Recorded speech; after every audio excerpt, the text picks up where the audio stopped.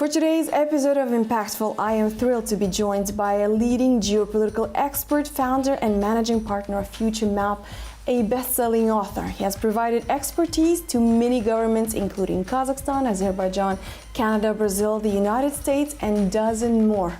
Joining me from Singapore, one of Esquire's 75 most influential people in the 21st century, Dr. Parag Khanna. Dr. Khanna, thank you for joining me from Singapore. My pleasure. So nice to see you. Nice to see you. Dr. Khanna, how's the situation with the pandemic in Singapore? Fortunately, things are recovering. Today actually marks the day where most of the stores and restaurants and other facilities are open. So life is meant to be back to normal. We're lucky to be near the beach as well. So fingers crossed we won't see any more infections. But let's see. It's a very difficult time for the world. But I think, it's good news for countries that are well governed. Dr. Khanna, the pandemic has changed the world in ways we never thought possible. Its impact on the health systems may be temporary, however, its effects on the global economy will inevitably be lasting. What do you think the impact of the pandemic is and will be on the world's political order? It's a very good question, and I think that the impact on the geopolitical order is in some ways similar to the impact on the economic order, which is to say that the world has been moving into a direction where there are three distinct regional centers of gravity: North America, Europe, and Asia. And now, as a result of the pandemic, all three of those centers will reinforce themselves. You will see more integration in North America because the United States is trying to pull supply chains back from Asia. Europe is actually trying to do the same thing, and Asia has been accelerating its integration. So as a result, you have a North American system, a European system, and an Asian system. That certainly is the way things are looking economically and geopolitically as well, to some degree, because there is less appetite to have a very distant military and very expensive long-term commitments. The only exception to that rule really is the American military presence in the Pacific region of Asia right now. Other than that, we are moving towards a multi-regional framework. You might call it to each his own, to each her own, is where the world is evolving right now. As any crisis, the pandemic can exacerbate the existing inequalities, and it has already added on some tension in the international affairs. How different do you think the world will be after the pandemic? Well, clearly the biggest shifts that everyday people will feel in their normal lives are domestic, and they are economic, and they're about public policy.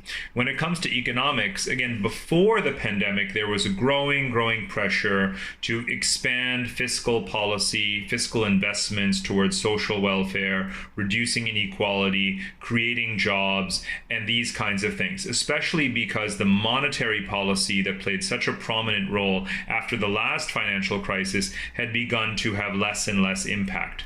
So the pressures, the fiscal pressures, especially given high unemployment as a result of the pandemic, those will be lasting consequences. And that, therefore, has a very strong political implication.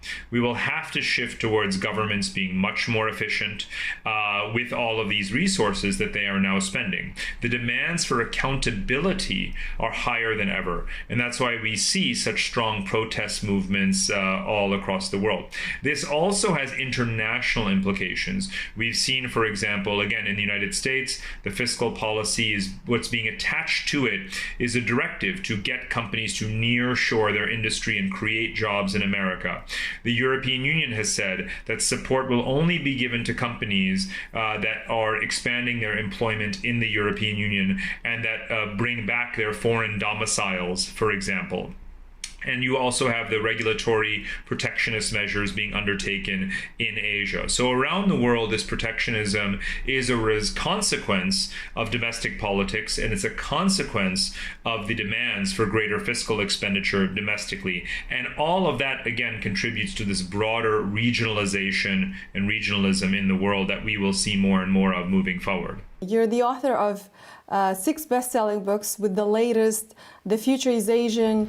It's one of the actually top 10 Kazakh President Kassym-Jomart Toqayev's top 10 favorite books of all time. So in it, you talk about Asia's resurgence as a collective resurgence of Asia as a system, the Asianization of Asia. What did you mean by that? Yes, and this is particularly a phenomenon that has been unfolding for exactly the last 30 years. What happened 30 years ago? Well, of course, it's a moment that everyone in Kazakhstan knows. It was the collapse of the Soviet Union. And since that time, 3 decades ago, we have seen the ability of Asian countries to rediscover those ancient Silk Roads, as we call them, the trade linkages and the partnerships across all of Asia's subregions, not just Northeast Asia, not just Southeast Asia, also South Asia, Central Asia, and West Asia. All of them have been deepening their interdirectional relations in trade, in investment, finance, commerce, even demographic flows, travel, tourism, and so forth. Also learning across governments and infrastructural linkages in the last 30 years. So this is the Asianization of Asia, and it will, I believe, continue to expand because there are so many complementarities across Asian governments and Asian societies: industrial, financial, human capital, technology. All of these we have in general proximity to each other, but we could be trading even more with each other. Then also new institutions that are being formed so that Asians can govern Asia. The Asian Infrastructure Investment Bank, the Belt and Road Initiative, the Shanghai Cooperation Organization. Many different frameworks are evolving. The Regional Comprehensive Economic Partnership, RCEP trade agreement as well. So the institutionalization, the growing intensity of relations among Asians, these are all some of the elements of this Asianization process. You said many times that May 2017, when the famous Belt and Road Initiative of China was launched, marks the pivotal moment in history. It marks the start of the Asia-led world order. How do you think the Asia has arrived to the point of leading in this modern world? The most important thing for people to remember is that for Asia to lead the world, Asia simply has to lead itself, because Asia is more than half the world's population, and it is about half of the world's GDP. So Asian powers do not have to extend their influence to the South Atlantic Ocean to be globally significant. One of the things I point out in the book is that it's actually the reverse. If you think about the 16th century, when very small European nations, monarchies, became global powers, how and why did they become global powers? Because of their colonies in Asia. You cannot be a global power without being a power in Asia. But an Asian nation or empire or state can be a global power simply by being a power in Asia, because the gravity of Asia in the world is larger than any other part of the world. So there's a uniqueness to the geography that we are in at this moment of history. And the more Asia continues to grow economically, which of course no other region of the world is, only Asia will grow in the coming years. And if the geopolitical stability can be maintained, if we can continue to bring down borders where it is most mutually beneficial for countries, then this Asianization process will continue. One of the big stories that are happening in Asia is the rise of China and its famous Belt and Road Initiative. Kazakhstan's leadership has embraced and is committed to the Belt and Road Initiative. Kazakhstan has largely benefited from the renewed and new infrastructure, from better access to capital markets. How do you think the Belt and Road Initiative is playing out for the entire Central Asia, and what do you think its future will be? I do think of the Belt and Road Initiative as a good example of what I think of as inside-out governance orders and frameworks and clubs and processes from Asia. But Belt and Road is not representative of all of Eurasian infrastructure finance. The deeper process that again goes back 30 years is Eurasian infrastructural connectivity. And the driver of that process, number one, has been the European Union through the eastward expansion. The number of members of the European Union has grown from 12 to 27, and it will continue to expand. And then moving from east to west, it is the role of Japan and the Asian Development Bank that in the 1990s was most prominent in helping to invest in and modernize former Soviet republics, South Asian countries, Southeast Asia. Now, Belt and Road is China's effort that adds to that process, and it adds a very substantial amount of resources. Now, the volume of Chinese commitments, whether it is investment, whether it is lending, credit, trade, other mechanisms, will increase and decrease over time. It may depend on the pandemic, it may depend on bilateral relations, may depend on political risk, may depend on conflict, but the broader commitment that Europe, Japan, India, Russia, China, multilateral organizations, it is that sum total of activity that we need to be focused on. What Kazakhstan has done extremely well is to make sure that it is friendly with Japan, with India, with Europe, with the United States, with Russia, and also with China. And this is an extraordinary diplomatic balancing act. But of course, this is the virtue of Kazakhstan's geography, to be in a situation where all of the different powers involved in this Asianization and Eurasian integration see Kazakhstan as an essential partner. And therefore, as important as China is today, one should never confuse China as the only player interested. And so I like to point out that there is a saying, all roads lead to Rome. And I always say that China builds a lot of roads, but all roads don't lead to Beijing, because there is an east-west Silk Road, there are north-south Silk Roads. The new Silk Roads are really about everyone connecting to everyone, not just to what degree they are connected to China. And that represents the true flourishing of Asia. Let me remind you that we are already moving into what I call the fourth wave of Asian growth. China was the third wave, the tiger economies were the second wave, and Japan was the first wave. We are already in a world today where South and Southeast Asia, the countries from Pakistan through India, through ASEAN, represent 2.5 billion people that have a much lower standard of living, but much younger populations than China. Some of them are growing faster than China.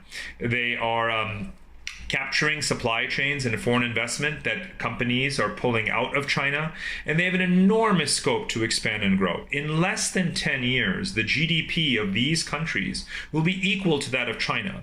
So we must view Asia as something much larger than merely China, because it most certainly is demographically, and it very soon will be economically as well. Kazakhstan has been lucky in the sense that most of its oil and gas deposits were discovered after the disintegration of the Soviet Union. Once the country became an independent state, the country has capitalized on its natural resources and built its economy and made itself a significant geopolitical leader and player in the region. Moving into the future, what do you think Kazakhstan should be focusing on, both in terms of its economy and also in terms of its international cooperation?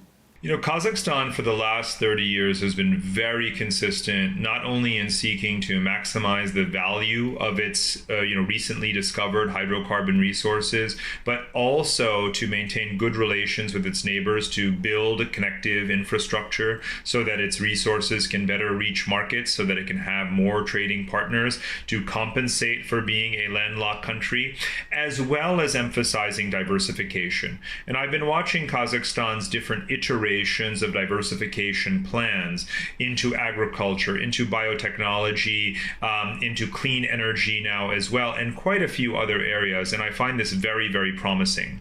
One of the other remarkable turnarounds of the last several years has been that Kazakhstan's population is now growing quite robustly as well, because many countries in the post-colonial and post-Soviet space have been losing populations over the last 25, 30 years. But what we see with Kazakhstan now is that has turned around, and people are coming to Kazakhstan because they see its stability. So that also helps to drive the diversification of the economy into the services area as well. So these are all things that Kazakhstan is doing very well. Then, of course, there are the internal regulatory reforms, economic reforms, creation of the Astana International Financial Center, attracting more foreign investment. So all of these forces and processes actually reinforce each other very strongly. And those are the things that I think are most important genuinely for a country to continue or maintain or expand its growth. Now, let me also mention for all of your viewers, right now at this time, given the virus, most countries are retreating. Most countries are pulling back. Most countries are afraid. Most countries are resource constrained. It's very rare right now for a country to be acting like Kazakhstan. to have confidence, to know how it will navigate the situation, and to continue to move forward with the plans that it has had. This is the test of resilience at a time like this. Well, Dr. Khanna, I enjoyed tremendously reading your book, The Future is Asian. Are you working on anything right now? I am, in fact. I'm working on what is a book about the future of human geography. As you may know, the world population is actually starting to level off. It's starting to plateau at roughly 8 billion, 8.5 billion people. And that's not a situation that we have encountered in many, many, many centuries, really since the last Black Death of the 14th century. But now our growth depends to some degree on having human capital, on having equitable growth, on really harnessing the potential of our population. So I believe the war for talent is going to accelerate. And this is, of course, ironic, because right now we are in a situation where borders are closed because of the pandemic, and there is protectionism, nationalism, and xenophobia.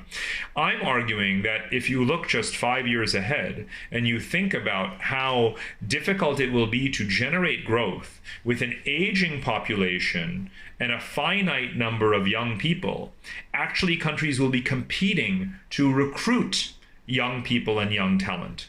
So the future of human geography will determine the winners and losers in economics, and to some degree in geopolitics as well. So this is the arc of the story of the book that I'm writing just now. Well, I look forward to it coming out and to reading it. Thank you so much. Well, thank you so much for joining me. This was a wonderful conversation. I hope to do this again in person on the other occasion. Likewise, we'll see you in Kazakhstan.